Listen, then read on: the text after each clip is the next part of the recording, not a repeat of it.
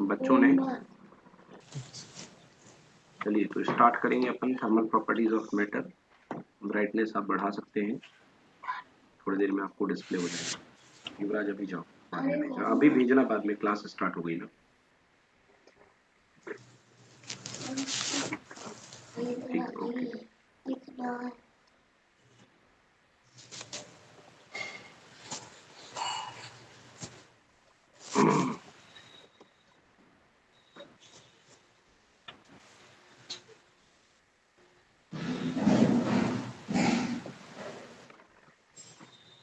चलिए तो डिस्प्ले हो रही जी, स्क्रीन आपको दिखाई दे रही है?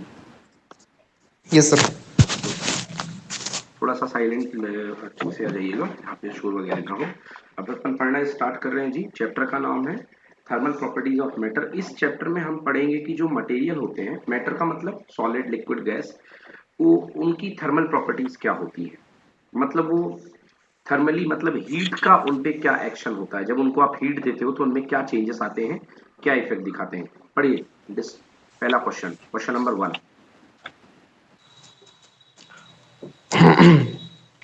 distinguish between distinguish clearly between heat and temperature. Heat is a form of energy which produces in us the sensation of hotness or coldness.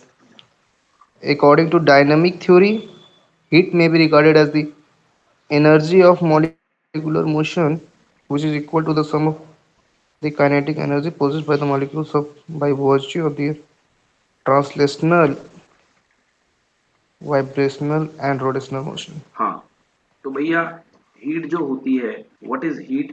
Heat is the sum of, heat is the sum of total kinetic energy.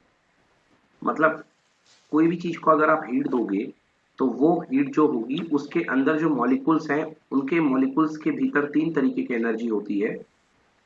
तो कोई भी आपके पास matter है तो उसके जो matter के molecules होंगे उनके पास तीन टाइप की एनर्जी होती है, ट्रांसलेशनल, वाइब्रेशनल या rotational.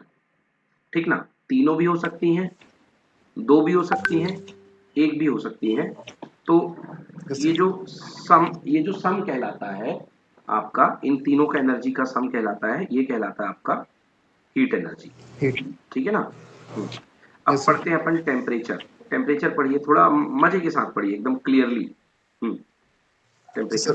Temperature is the degree of hotness or coldness of a body.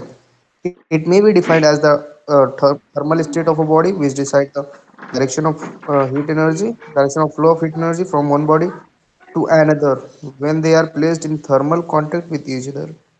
According to kinetic theory, the temperature of body is the measure of the average kinetic energy of its molecule. Yes, लिख लीजिए भाई copy में, temperature of the body is the measure of average kinetic energy. मतलब जो temperature होता है वो average kinetic energy दिया करता है मॉलिक्यूल्स की। Temperature of the body is the measure of average kinetic energy. Yes, sir. Temperature से आपको टोटल काइनेटिक एनर्जी पता नहीं चलती है, आपको टेम्परेचर से एवरेज काइनेटिक एनर्जी पता चलती है। ओके। और हीट जो होती है, heat is equal to total kinetic energy. देखो, sum of total kinetic energy. तो हीट से टोटल काइनेटिक एनर्जी पता चलती है, जबकि टेम्परेचर से एवरेज काइनेटिक एनर्जी पता चलती है। ठीक है? Yes, sir. चलिए नेक्स्ट पढ़िए। What is meant by the statement heat is the energy in transit? हाँ, इस स्टेटमेंट से आप क्या समझते हैं?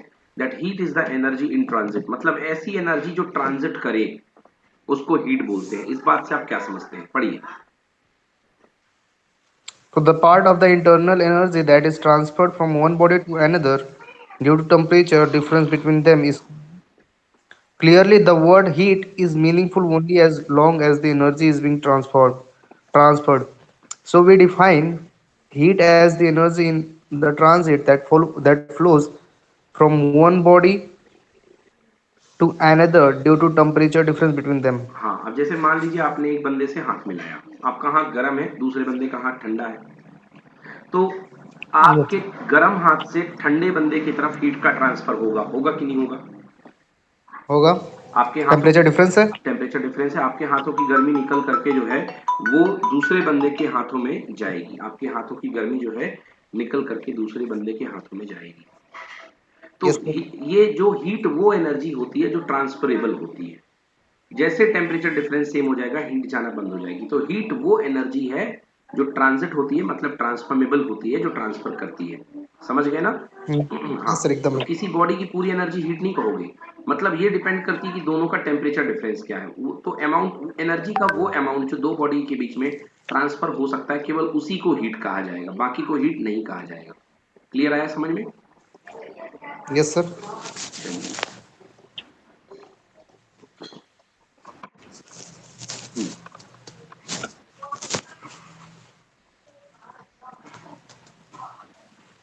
हम्म, चलिए अब हीट को मेजरमेंट पढ़ते हैं। पढ़िए, what are. What are the CGS and SI units of heat? CGS unit of heat. The CGS unit of heat is calorie.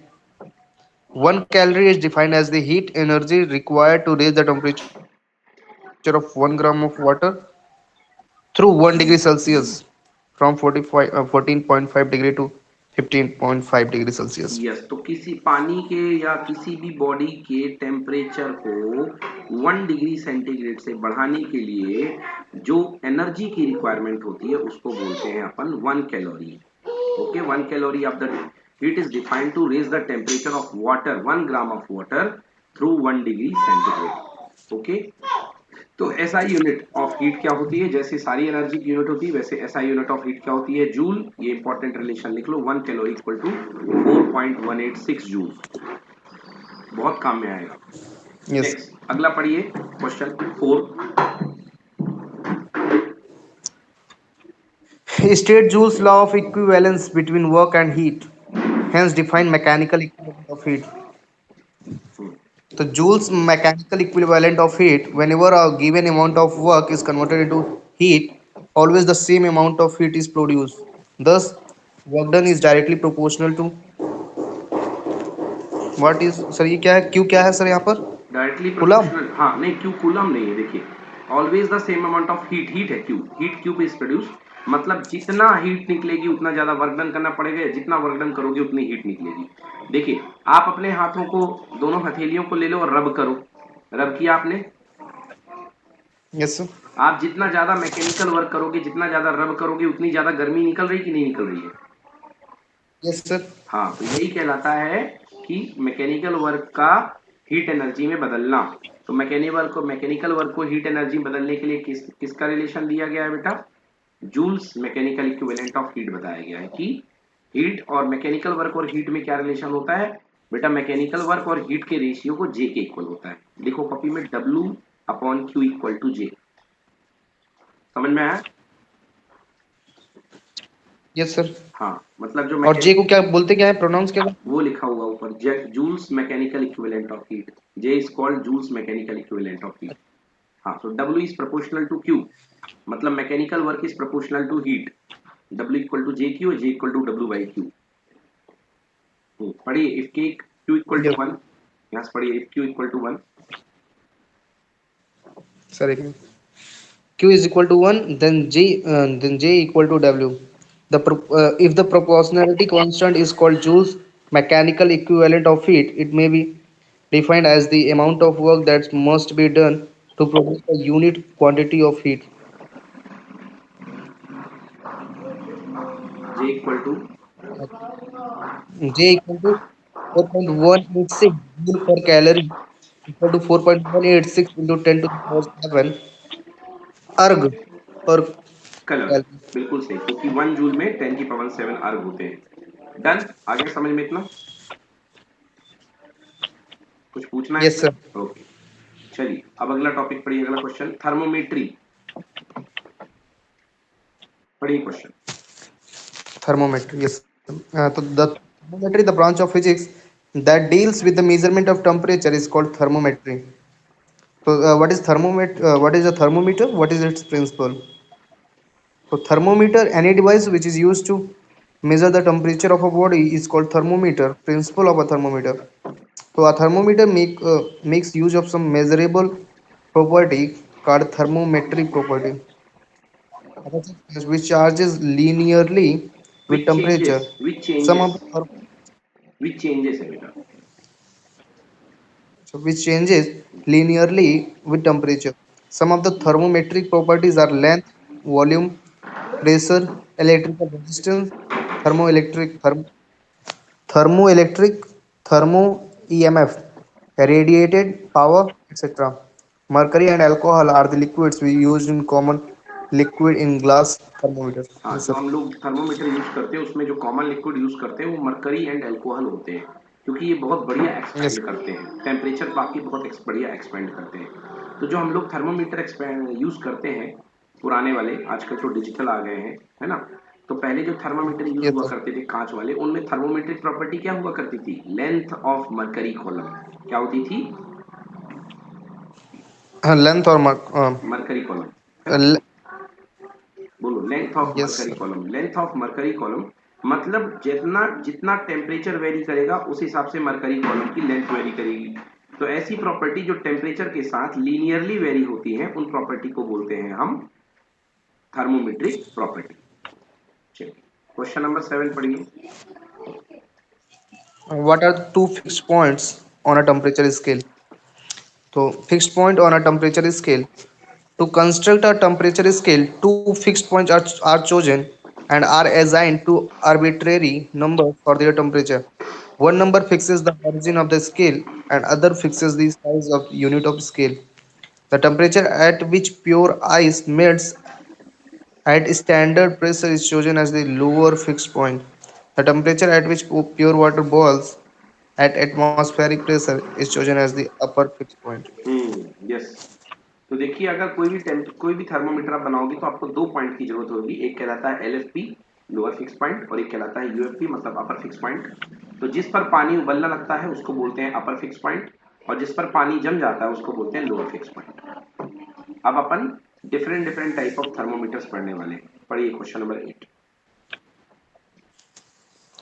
Describe the different type of temperature scales commonly used. Write the relation between temperature on different scales. Thermometric scales. The range between the two fixed temperature is called fundamental interval, which, when divided into a suitable number of equal divisions, form a thermometric scale. Each division is called 1 degree. Important features. Important features of some commonly used temperature scales are listed in table 11.1 and shown in figure 11.1.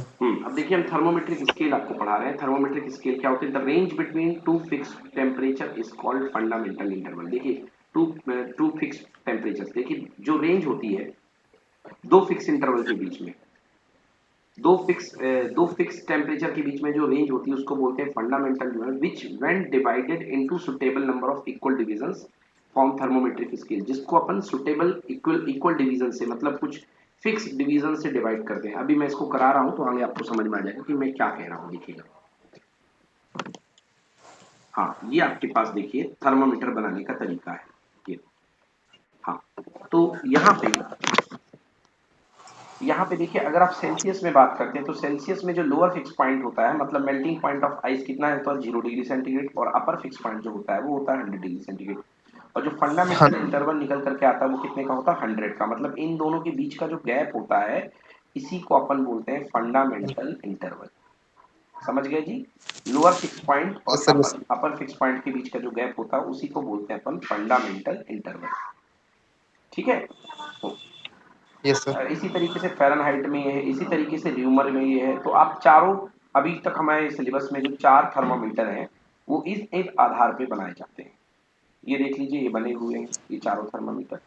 हाँ, चारों thermometer में अगर Celsius में बात करोगे तो Celsius में fix point, freeze point ice का जो है वो दिखाई देगा 0, मेल्टिंग पॉइंट 0। फ़ारेनहाइट में 32, ल्यूमर में 0, और इसमें 273। ठीक है। Yes, sir. और स्टीम पॉइंट यानी कि जिस पॉइंट पर पानी उबलने लगता है वो है 100, 212, 80 और 373, 373। इस पे वाटर बॉयल होने लगता है। तो अब इस Yes, कंसेप्ट sir. का यूज करके हम बनाते हैं थर्मोमीटर। कैसे? थर्मोमीटर का कंपैरिजन फार्मूला ही बहुत इंपॉर्टेंट है जो अब हम पढ़ने वाले हैं। चलिए, conversion of temperature from one scale to another, मतलब एक स्केल को दूसरे स्केल में कैसे कन्वर्ट करोगे। जैसे आपको टेम्परेचर सेल्सियस में दिया गया और आपसे पूछ लिया भैया ह्यूमर में कन्वर्ट करके बताओ, तो कैसे बताओगे?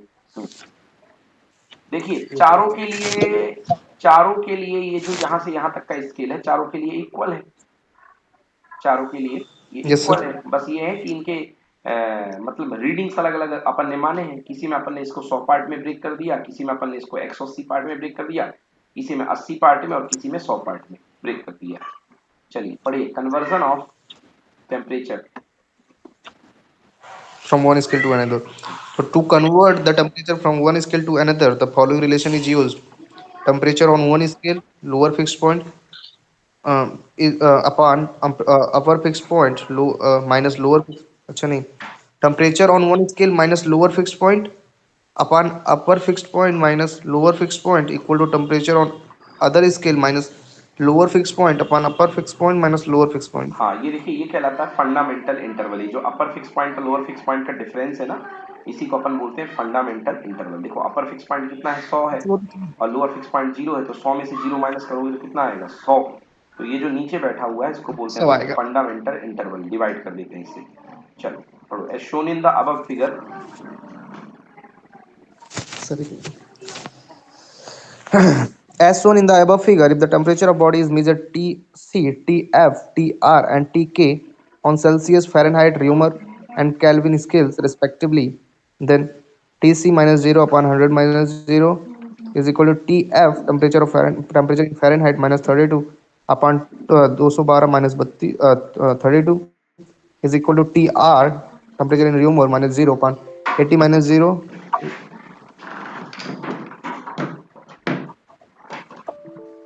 Your battery is running.